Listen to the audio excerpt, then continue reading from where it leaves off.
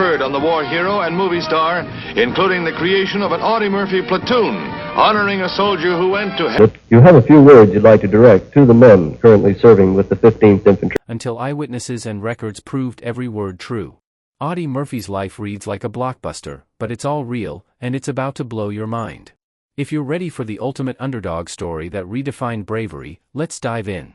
Tired of talking about the quarter horse.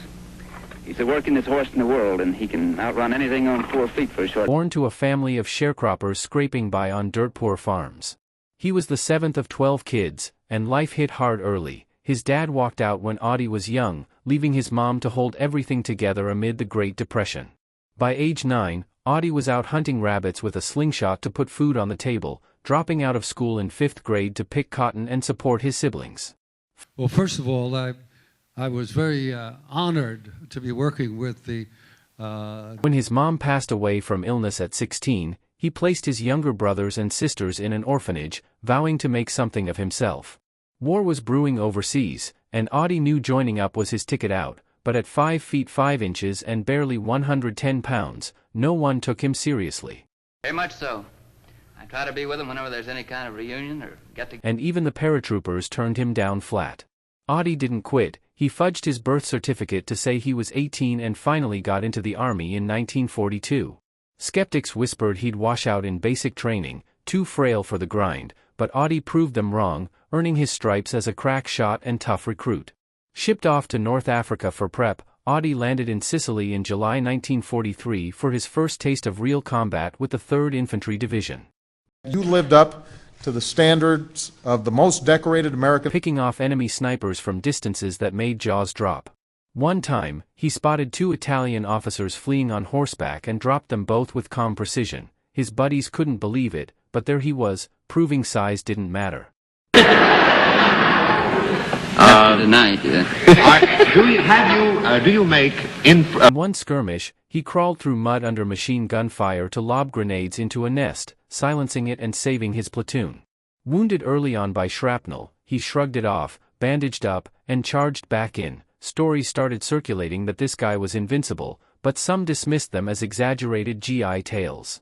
Audie's unit slogged through rivers and mountains, facing constant ambushes. Near the Volturno River, he single-handedly flanked a German patrol, capturing several prisoners without firing a shot. His sergeant thought it was luck, but Audie just grinned and said it was about being smarter than the enemy.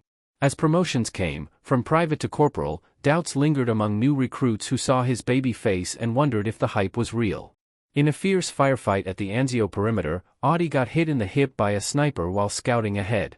Bleeding bad, he spun around, spotted the shooter in a tree, and nailed him with a one-handed carbine shot from 100 yards. Eyewitnesses swore it happened, but back home, folks hearing the story shook their heads, thinking it sounded too Hollywood.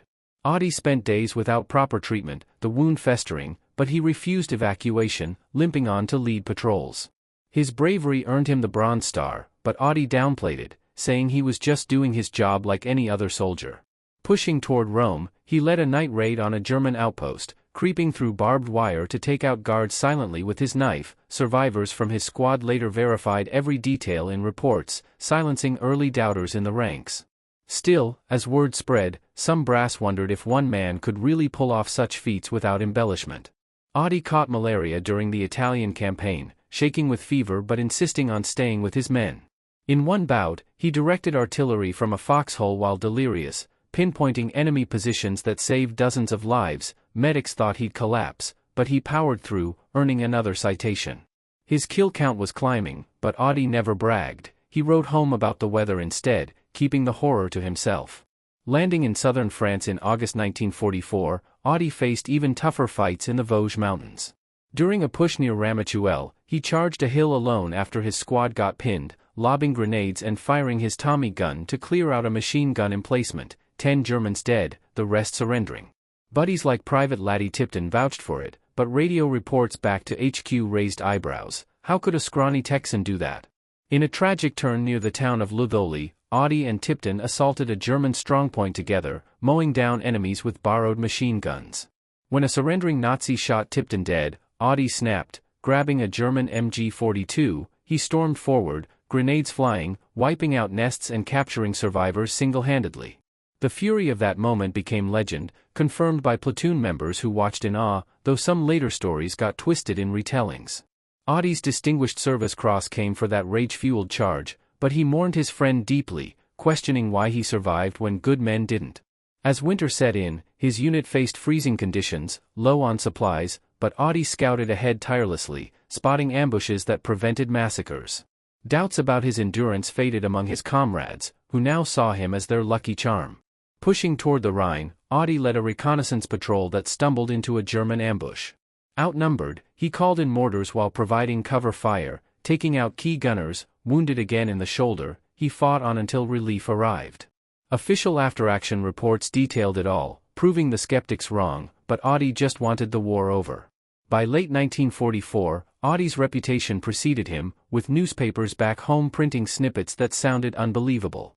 He earned 2 Silver Stars for gallantry, one for destroying a tank with rifle grenades near Bisanken, climbing close enough to lob them into the hatch.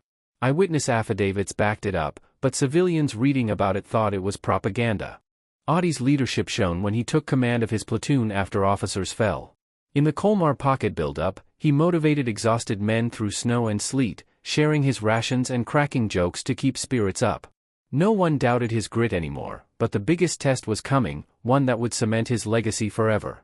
Picture this: a skinny Texas farm boy, rejected by every branch of the military for being too small, turns into America's deadliest soldier with feats so insane, folks called them fiction, until eyewitnesses and records proved every word true. Audie Murphy's life reads like a blockbuster, but it's all real, and it's about to blow your mind. If you're ready for the ultimate underdog story that redefined bravery, let's dive in. Audie Murphy came into this world on June 20, 1925, right in the heart of Texas, born to a family of sharecroppers scraping by on dirt-poor farms. He was the 7th of 12 kids, and life hit hard early. His dad walked out when Audie was young, leaving his mom to hold everything together amid the Great Depression. By age 9, Audie was out hunting rabbits with a slingshot to put food on the table, dropping out of school in 5th grade to pick cotton and support his siblings. Folks around Hunt County saw him as just another poor kid with no future, but Audie had fire in his belly. When his mom passed away from illness at 16, he placed his younger brothers and sisters in an orphanage, vowing to make something of himself. War was brewing overseas, and Audie knew joining up was his ticket out, but at 5 feet 5 inches and barely 110 pounds, no one took him seriously.